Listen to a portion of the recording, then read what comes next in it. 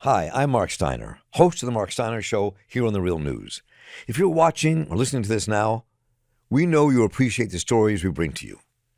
We need your support to continue producing uncompromising, movement-building journalism that reaches ordinary people. We don't accept advertising, sponsorships, or use paywalls. We rely entirely on supporters like you. This is a critical year and a pivotal moment in history. From Paris to Gaza to Baltimore, we're covering it all, but we cannot do it without you. If you feel the urgency of the moment and believe in the importance of independent journalism like TRNN, please donate today at therealnews.com/donate. Thank you for your support. Solidarity forever.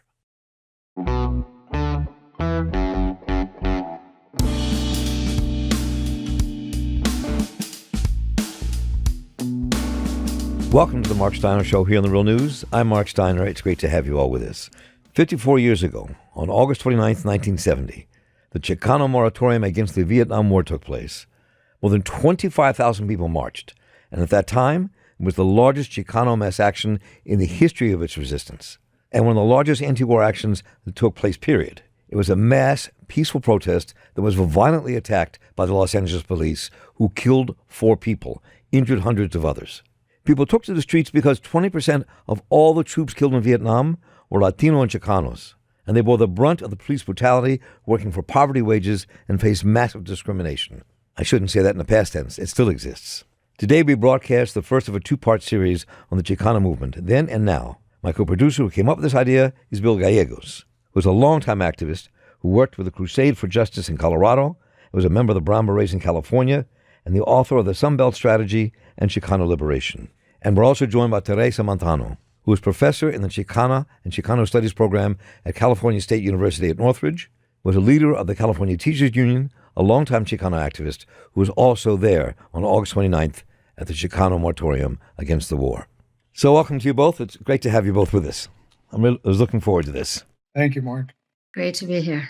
As I wrote to you earlier, Bill, I'd like to begin by kind of getting a feel for that moment.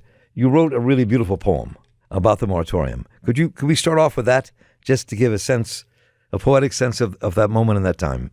Absolutely.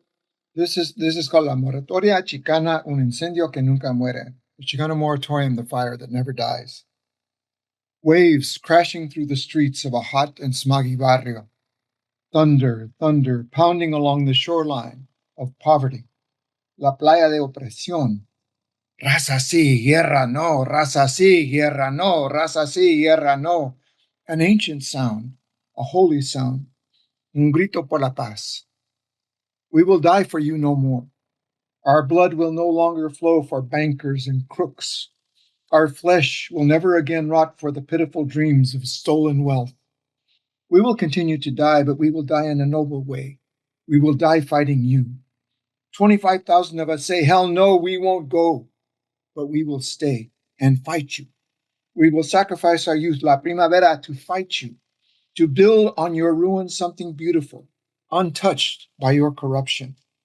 Raza sí, guerra no, raza sí, guerra no, raza sí, guerra no. A new prayer, a new song, a new poem, a new dream for our homeland. Nuestra gente, nuestra nación. Don't call me wetback. Don't talk about spicks, beaners, and dirty Mexicans. Don't tell me about my place. This is our place. Our barrio, our colonia, our comunidad. Racist, earth destroyer, dying boss of a dying empire. You better watch yourself here. 25,000 in a moratorium against your war. We will fight you to the death. The toilers, seekers of knowledge, creators of art, the youthful future of our people, experienced teacher of past generations, all. We will all fight you. Nuestra guerra es aquí, nuestra guerra es aquí. Aquí estamos y no nos vamos. You attack. 2,500 cops sent to kill us. Mindless, they shoot, kill, maim, burn, march on the dignity of our jefitos. Yes, you did murder 4 of our sons, Salazar, Ward, Diaz, and Montag, but look how they rise from the grave. Watch their faces in the thousands who throw stones through your cowardice, who torch your ragged inhumanity. Can you see their somber warning as they live again? Can't you see the outlines of their souls in the flames which raise bold tongues to heaven? The moratorium, la moratoria, the fire that will never die. Thank you, Bill. And Teresa, I want to talk about that moment. The moratorium came on the heels of 2 years before, when the Chicano students walked out of high schools across Los Angeles, and this massive movement. And I just paint kind of a picture of that moment for you then, for people who have not heard of it, for our listeners who don't know about it. Yeah, it was a momentous demonstration for many of us. I was very, very young, right? And coming into a collective consciousness of the importance of becoming Chicana, of Chicano liberation. I actually snuck to the moratorium, telling my mother I was going to go do some shopping. I knew she would never agree to go or to have me go. It was very hot. There were a number of people that were going to communities outside of East LA. We were taking the bus to the park, and lo and behold, there drives up some members of the Chicano Moratorium Committee and asked us if we were going to the moratorium, and we said we were, and they drove us there. I had never in my life, and I've been to a few demonstrations before that, but never in my life have experienced a demonstration of this size, of this many people who look like me, who felt like me, who were as angry as I was, who were as conscious about our justice movement in the U.S. for justice for Chicano people here, the right to an education, the right to Chicano studies, the right to employment, the right to see our brothers and our sons and our husbands come back here and fight the war against aggression, and the consciousness that it was not an enemy abroad that we had to be fearful for or that we had to fight against, but that we had to really think about who the real enemy was. It was a tremendous moment. We were all sitting in the park enjoying the festivities, the folklorico, the speakers. I had friends who had never had any consciousness, who were just curious, so they came with me. At the moment when the police began to charge the demonstrators, we were towards the front of the program, so the stage. We had no idea what was going on. They were just charging at anybody. One of my friends got hit by a belly club on her left shoulder. And at that point, people just kept saying, don't run, walk. And so we went out of the park. People who were not at the demonstration opened their doors and told us to come in, get water, come in from safety. And so we had no idea what was going on outside after that. We had no idea that Ruben Salazar had been killed and that people had been arrested. But I think we did have a renewed idea about who our enemy was and what we were fighting for. And Bill, when you were giving I got to get that poem from you. When you were giving it, it hit me right at my heart. I mean, it really brought back memories of that day. Thank you, Teresa. I mean, one of the things I think is important for people listening to us to understand at that moment is when people think of the 60s, when people think of what went on in America, Chicano people are always kind of on the periphery. We're never thought of at all. And even when you look at the anti-war history that took place in the 60s, we read about the Panthers, we read about STS, we read about the mostly white movements that took place as well. But the Chicano movements were like nobody paid attention. It was like the othering. It was like a massive othering. And this explosion that happened in this demonstration and the students walking out 2 years earlier from high school and that massive protest against racism against Chicano kids. Let's talk about that for a minute, because I think, Bill, it's something that we don't think about often enough, that we don't dive into the depth of what that means. Yeah, Mark, I'm really glad you brought this up. I mean, I'm particularly critical of the U.S. left, because I know that the power structure, the white power structure this is how they work. This is how they do.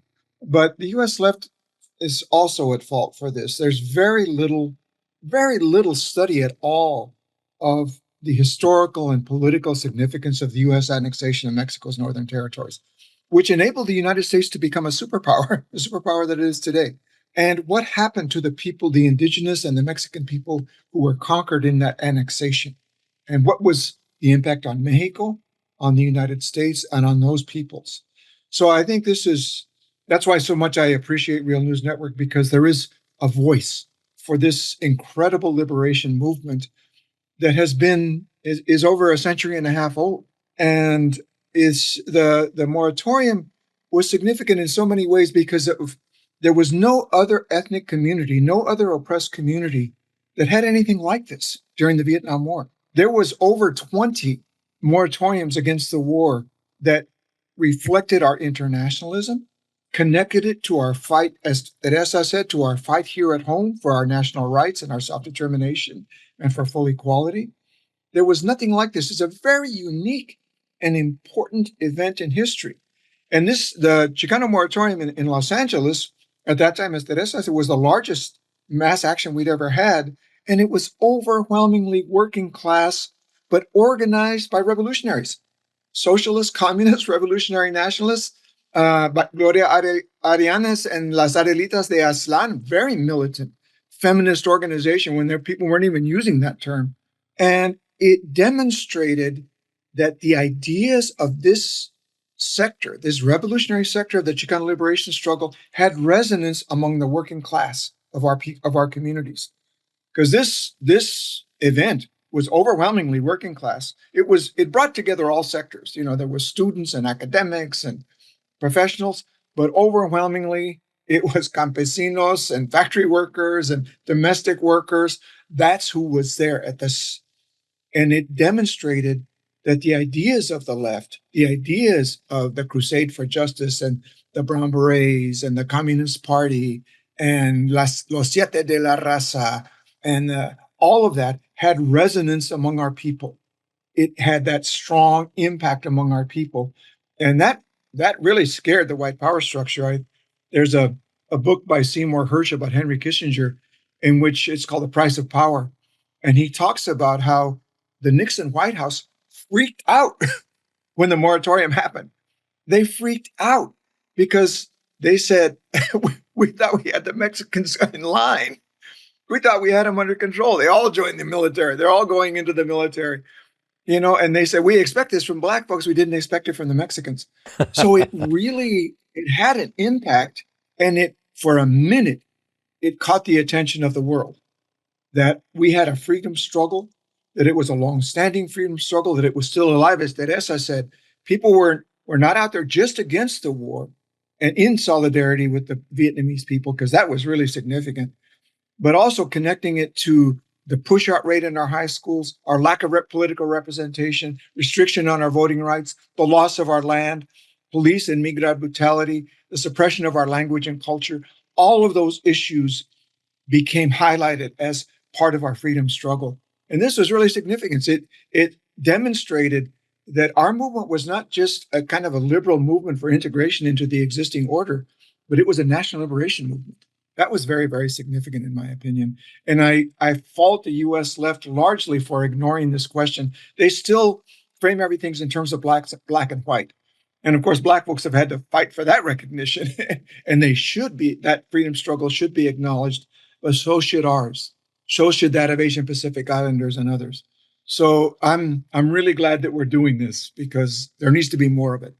It needs to be a great deal more of it. Theresa, you and your peers, when this happened in L.A., what I remember, not being there then, I was on the East Coast, not the West Coast, but there was also the student movement, the student protests that took place in '68, where thousands of Chicano students walked out and had these mass demonstrations. And sometimes I felt like there's an arc between that and the moratorium. Definitely, there's an arc between that and the moratorium. I think that the idea that we had student walkouts in '68 and then in the moratorium in 1970 and nothing in between is a fantasy, right? Right. And there was a lot going on, and I do. And I link it to some of the issues going on today. In 1968, what students were demanding was the right to be seen, the right to self-determination, and the right to quality education, right? So they were actually saying, we have a really messed up educational system on everything from, and I was a part of the walkouts in 70s, so it went all the way through to the moratorium. 68. Well, you're saying, one second, I didn't mean to interrupt, but so it wasn't just in 68 when the high schools was. No, absolutely not. It was 68, 69, there was a moratorium in February in the rain. In 1970, there was a repeat of the 1968 demonstrations. Huh. Not only in East LA, I lived in South LA, and there was a walkout at my house school demanding the same thing. We want to be seen. We want the right to determine our real story and our truth in the U.S. history books. We want to be treated with dignity, not punished for speaking Spanish. We want the right to go on to higher education. I mean, these were all political issues that we were fighting for, along with, so and I always have to say this, along with an end to the war in Vietnam. Mm-hmm. So there was never a break between either of them. Our work for justice was connected directly to the end of the war in Vietnam. Let me just, I want to come back to some things you said, but I want to pick on this last thing you just said, because I think people don't realize the numbers of Mexican-American men who died in Vietnam. It was huge. It was like 20% of the people killed in Vietnam, way beyond the percentage of people at that moment who are Chicano in this country. I mean, people don't realize the sacrifice, what happened, the working class kids drafted and killed in Vietnam, who came from your neighborhood. Right. My neighborhood, neighborhoods in Texas, neighborhoods in New Mexico and in Colorado, they were, and that's not just then. The other day, I'm walking through the airport with a friend of mine who does ethnic studies work with me, and we were watching as an airplane was letting, folks were coming out of the airplane, young men, soldiers, every single one of them was brown. So this is not just something in the past. Right. This is something in the present. And it's scary. It's scary because of the role that this country is playing in the world today. I am afraid that this may happen again. Bill, I know you're dying to jump in on that one. Go ahead. Well, it's just, there's a long history of our people going into the military because there was the illusion, and it's understandable, that this was a pathway to equality and social mobility. We will be accepted. And, it was proven, the outrageous casualty rate that we suffered in Vietnam was one proof of that. I just had a primo, a cousin of mine, passed who served 2 tours in Vietnam. And he died because of exposure to asbestos on the ships that took those soldiers out there to Vietnam. And there was no disability payments for that. There's no recognition by the United States that they murdered all these soldiers who were sent out on those ships. So this is a kind of a consistent theme throughout our history, is our effort to really break down all of the structures of oppression that were put in place after annexation. Segregation into barrios, segregated schools, lack of voting rights, lack of political representation, loss of our land, all of that after the United States annexed Mexico's northern territories. Its consolidation for U.S. capitalism was to create all these structures of oppression that continue in some form today. And so when Mexicanos come over, when they cross the border over here, the overwhelming majority of people that cross the border live in our historic areas of concentration. Texas, New Mexico, Arizona, Colorado, California. That's where most people go.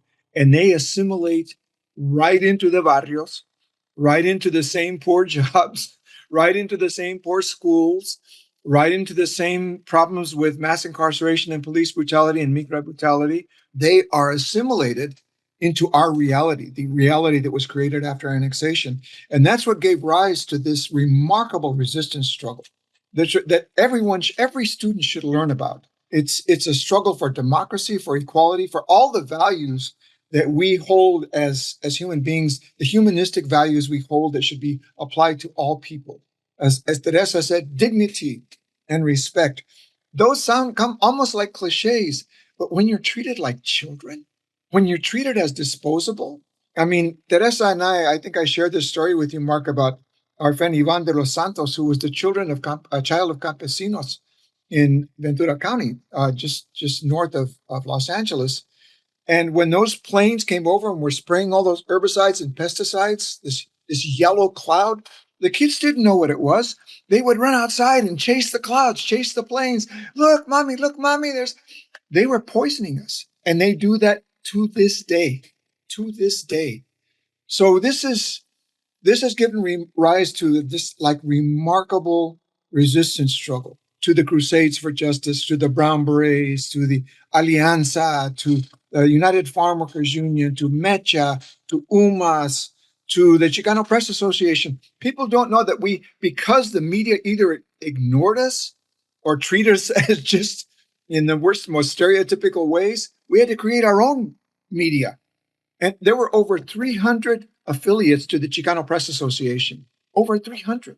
El Grito del Norte, El Tecolote, El Gallo, all of these remarkable expressions of our reality.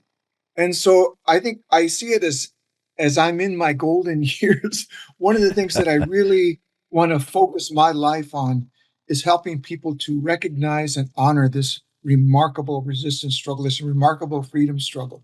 And if we just look at it just in terms of electoral politics, the Democrats would not win without our votes in California, Arizona, Nevada, Illinois, Colorado, and New Mexico. Right. What would the Congress look like? What would the Senate look like? Who would be in the White House? That is very rarely acknowledged. Because our resistance struggle, we fight in every arena, whether it's cultural or whether it's strikes and whether it's at the level of academia, where Theresa's fighting has been leading a struggle for the teaching of history in our public schools, an honest and genuine history of ethnic studies in our schools. And she has been fought tooth and nail in this battle. Even before there was the term, the racist term, critical race theory, Teresa was fighting a battle for the true expression of our history in the schools. And the moratorium being one element of that history that's ignored. Teresa, I'm gonna pick up on that point with you, and as we do that, I want to say the four names of people who were murdered by the police in that moratorium against the war in Vietnam: Lynn Ward, Angel Gilbert Diaz, Gustav Montag, and Ruben Salazar.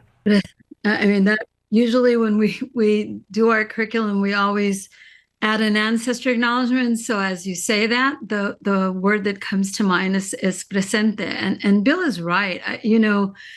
I've been involved in the struggle, and I don't think people recognize that the struggle for ethnic studies in California is much more than a struggle for diversity and inclusion. It's not a diversity and inclusion struggle.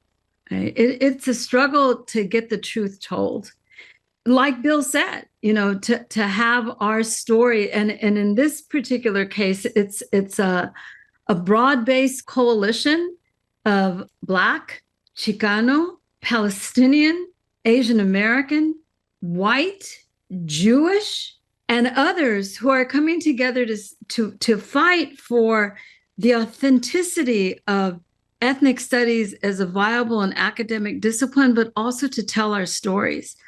And from day one, before the curriculum was approved or signed into existence, we received resistance.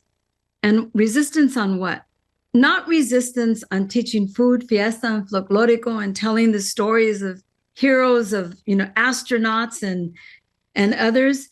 But it was because we dared to talk about settler colonialism, because we dared to talk about, and this was prior to October 7th.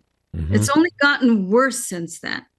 This was prior to October 7th, when we stood together in that room, when our Palestinian sisters said, hey, there's nothing on Arab American studies in here. We need to add it.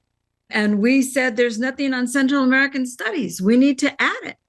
And so we sat in that room the last few days, anxiously putting this in, only to be told that you can't mention the P word in K-12 education. Told by whom? Told by the state of California. They took it out. They took the lesson plan out. And like I said, to this day, Right. as I sit here today, tomorrow, they will be debating in the Senate Appropriations Committee in Sacramento whether or not they can add teeth to language that will make it easier for teachers to say, let me concentrate on your feelings as you take this ethnic studies course. Let me make sure that you don't talk about Palestine. Let me make sure that you don't write settler colonialism into the curriculum. Now, you heard Bill's story of our history. Right. As I talk to politicians, they'll tell me, yeah, that's true. I don't understand how you could teach Chicano studies without talking about settler colonialism. But the fact is, they are not worried about how white students will feel. They are worried that white students will wake up along with the other students who take ethnic studies courses and say, whoa, why wasn't I told this truth? Right. And that's why this small movement for ethnic studies is much more than a movement for a course. It's a movement for the story of people's struggle for liberation and for stories to tell the stories of the 4 people you mentioned, plus hundreds of other martyrs, not Chicano, but Asian and Arab American, right? And Black in this country who fought for their people's rights as well. That's right. People don't know, Mark, that the last mass lynching in California took place near Olvera Street in downtown Los Angeles. And I think it was 19 Chinese immigrants that were lynched. Right. Right there near downtown Los Angeles. So there's blood and glory in the resistance and in the history of all of the oppressed peoples in this state. And it needs to be told. There's so much here. I can spend the next 2 hours, 3 hours, just to talk about all the things you all have just raised. But I'm going to come back to 1970 for a moment to bring us up to where we are.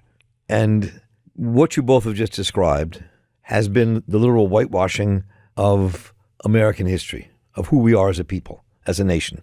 And talk a bit about how you see what happened in 1970 at the moratorium and what happened before that in 68 when all of the Chicano students walked out of those high schools across L.A.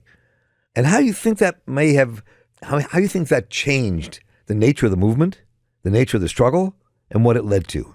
Because we don't talk about those two things, but they were seminal moments in the history of struggle in this country among students. So, Theresa, go ahead. Well, I think one is it led to the institution, and I don't know, it was a great victory, but it was also one of continued struggle of Chicano studies in our institutions of higher education, developed for and by members of the Chicano community, right? Developed through the Plan de Aztlán, which was, again, a group of revolutionary students and scholars who laid the foundation for Chicano studies. We now have celebrated more than 50 years of the discipline. I think, again, it was more than just a day. It wasn't a moment, right? It wasn't a moment in history. It was significant for us, but it was a part of a larger movement that created an even bigger movement that led to a number of initial rights in education. We had more students enter colleges and universities because we opened up the doors. We literally knocked down the doors to institutions of higher education for Chicano students. We changed the course of educational history in the sense we went from being punished for speaking Spanish to demanding the right to have a bilingual education with teachers who look like us and counselors who could counsel us. We went, we fought for the right to representation in political office. So that particular year, or those years, I have to say, led to a reawakening of the Chicano people that I don't think we've ever seen since then, right? In the sense that we began to recognize that we were an oppressed and marginalized people, but we were not victims of that oppression, that we were going to stand up and that we were going to resist that oppression. And I think that's in a different way, is still something that I know resonates with my students, right? And I teach Chicano studies, so granted, the student that comes into my course, at the very least curious, at most committed to social justice. But I think that's what it led to, and an understanding that this is where our struggle is, here, in this part of the United States, in the land that was taken from us. This is who we are, this is our legacy, and this is where we're going to stay and continue to fight. Bill, I know you have something you want to say to jump into that. Well, I just say, I think Theresa really captured it all, but it had such a broad resonance because, before the Chicano liberation struggle of the 60s and 70s, you could count the number of our academics and intellectuals on one hand. We had no intellectual strata. We had no intelligentsia. And it was different from the Black freedom struggle, where they created their own colleges and universities. We didn't have that similar experience. So we had to knock down the doors of the existing institutions controlled by the white power structure. And that was huge. That was huge for opening up the possibility not only for our young people to learn and to advance, but also to really fight for our history to be told and our reality to be told in those colleges and universities. So that was really significant. It also, I think the moratorium also created the sense that we are a movement, that it wasn't just the United Farm Workers, that the United Farm Workers was about workers and about labor rights, but it was about the broader question of Chicano equality and freedom. The Alianza, in their fight for the land rights in Nuevo Mexico, it was about Tierra Maria and Chamas and all that land that had been taken away. But it wasn't just about our wanting the land so we could grow some chiles and frijoles. It was about really wanting our national rights to be honored and accepted. My family ended up in the coal mines and the railroads. We were farmers. How did we end up in the coal mines? Because our land was taken away. And that happened to hundreds of thousands of us. So the movement, that the farm workers, the blowouts, it was a youth-led movement that blew out of these high schools, but it inspired every generation of the Chicano people. Mothers and fathers and grandmothers and grandfathers. It opened up space, so much space for us. And a lot of this came together in 1972 when there was a national conference of La Raza Unida Party that brought together the Alianza, the Crusade, La Raza Unida Party, the Brown Berets, the United Farm Workers. It brought together all of these sections of our movement, and they adopted a program. If you ever look at that program that was adopted by La Raza Unida Party in 1972, it was a really far-sighted progressive program, internationalist, rooted in workers' rights, women's rights, the right to our land, the right to democracy. So I think this particular freedom movement, which now we number almost 40 million people, so that's, and we're situated in critical areas of the U.S. economy and the U.S. politics. So I think this is the idea of the spark that history can have on us is still a flame. It's still there, and it still can resonate. And I think that's why Theresa is fighting so hard, because she saw what it did to her. Right. She felt as an individual how it liberated her. I saw how it liberated me, and it liberated my parents. They all of a sudden, the things that were just talked about in four walls became the public conversation, big political conversations that were going on about how we were treated, what we had contributed to the development of this country, and that was never acknowledged. So I think this is, this idea of celebrating these kinds of events like the Chicano Moratorium against the war is so significant. It's significant for us as a people, but it's significant for all working and oppressed people. This belongs to all of us. This is our collective tradition of resistance and fight for a society that is truly humane, just, democratic, that's not controlled by 1%, 1/10 of 1% of mostly white men. I think that's the seed of these struggles in events like the Chicano Moratorium. It's about envisioning, in that fight was envisioning a new world. And Theresa, as we close out, taking us back to that moment in 1970 and how transformative it was for you and the others in that movement, in that protest, and as Bill was saying, and what it gave root to it, what exploded after that in terms of consciousness in the movement? Well, again, I have to say that the transformative moment for me were those years, right? Without a doubt, the Chicano Moratorium probably did the most significant heart work for me, in the sense that I was able to witness one of the most historic moments in our history. But I have to say that it was that time during the building of the Chicano movement that had the most profound impact on me. And as I teach my students, we always talk about, what did Chicano studies do for you, right? And I think that Chicano studies is living. And I always say that to my students, right? It's living, it's dynamic, it's the everyday. It's not what you teach in a classroom or what you read in a book. And that's what the Chicano Moratorium was for me. It was Chicano studies in the real. It gave me purpose.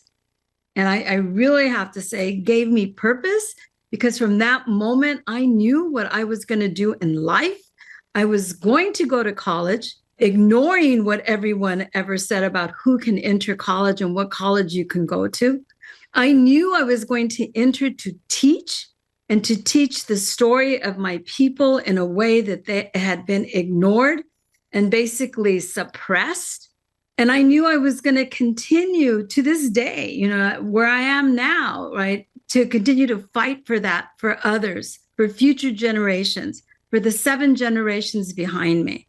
It was more than just a day in the hot sun where we stood up and fought against the war in Vietnam. It was an awakening. It was a call to action, and it was a call to the lifetime commitment for social justice.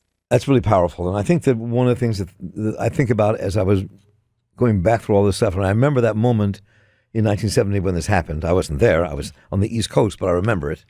And I remember that it was deeply significant because it was the explosive nature of the beginning of a Chicano movement that was really critical to ending the war in Vietnam, sitting in solidarity with all the Chicanos who were stuck in Vietnam, dying and being hurt, and the horrendous nature of that day. I mean, people I knew who I lived with in Resurrection City, who were hurt in that demonstration when the police attacked, and I think that it was one of the greatest kind of acts of absolute utter racism on the part of the LA police in their vicious attack on peaceful demonstrators to say no to the war in Vietnam and no to to discrimination and racism against Chicanos. I mean, I think it was one of the most important days that we don't even remember. Mark, there's a great film called Requiem 29 about the Chicano Moratorium. It's a great film. I watched it last night. And it shows, so they send in, so this was an army. This was 2,500 police. And they said, well, we heard that there was someone jacking up a liquor store. So you send in 2,500 cops to make sure they don't grab the Colt 45. But so they murdered those 4 people. But in the initial assault, people didn't run. There's rocks, there's bottles, there's sticks, and you see this whole phalanx of cops backing up.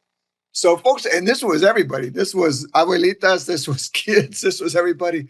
So it just gives a sense of the kind of courage, the kind of ethics, the kind of deep-seated anger, really, but also our belief that, we are entitled to be treated as human beings. We are entitled to be treated with respect. And, that scene is just amazing because you see all these cops with their shields and their helmets and their clubs and their shotguns just kind of retreating in the face of this counterattack from our people. And I've always loved that scene in the film. It was an amazing film that we can attach to. People can watch it. I think it's important. It's important for people to see that. And Theresa, as we close out, it's a personal political question. Being in the midst of that madness, when police are attacking, people are being beaten, it must have been deeply frightening, because I've been through that myself, but also transformative politically.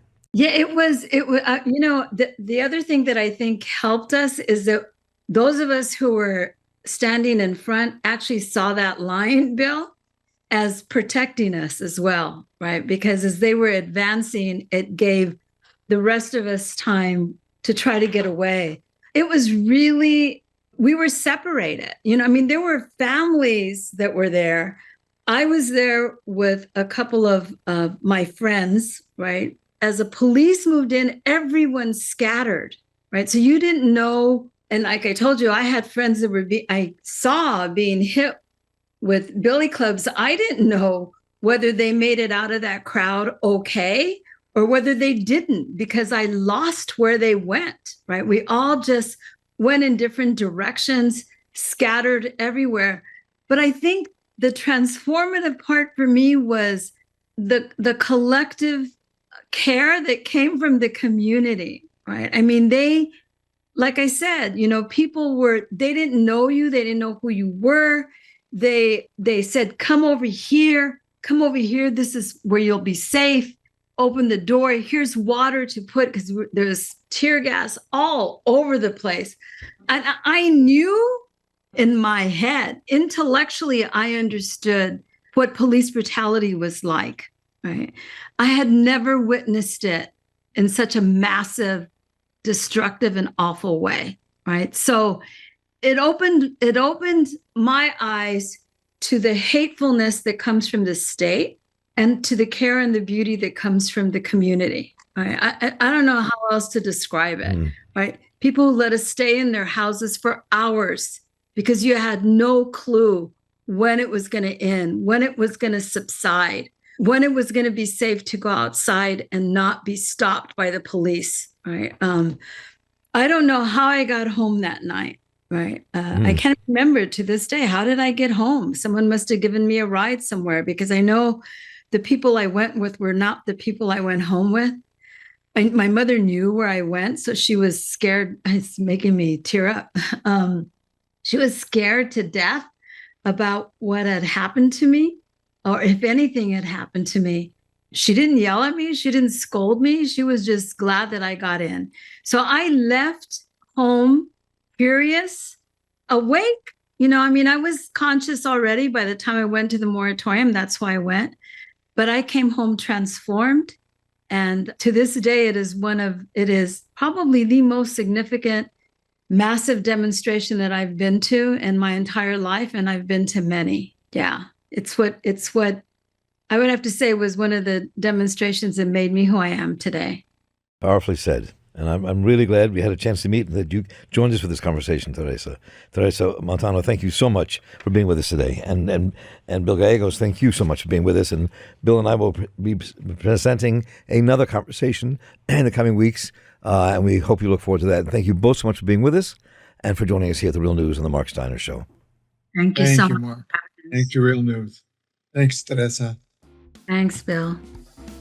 Once again, thank you to Theresa Montaño and Bill Gallegos for joining us today. And thanks to Cameron Granadino for running the program, audio editor Alina Nehlich, Rosette Sawali for helping to produce the Marc Steiner Show, and the tireless Kelly Rivara for making it all possible behind the scenes, and everyone here at The Real News for making the show possible. Please let me know what you thought about what you heard today, what you'd like us to cover. Just write to me at mss@therealnews.com, and I'll get right back to you. Once again, thank you to Theresa Montaño and Bill Gallegos for joining us today. And we'll be bringing you another installment of this conversation, looking at the Chicano movement today with Bill Gallegos and other guests. So for the crew here at The Real News, I'm Marc Steiner. Stay involved, keep listening, and take care.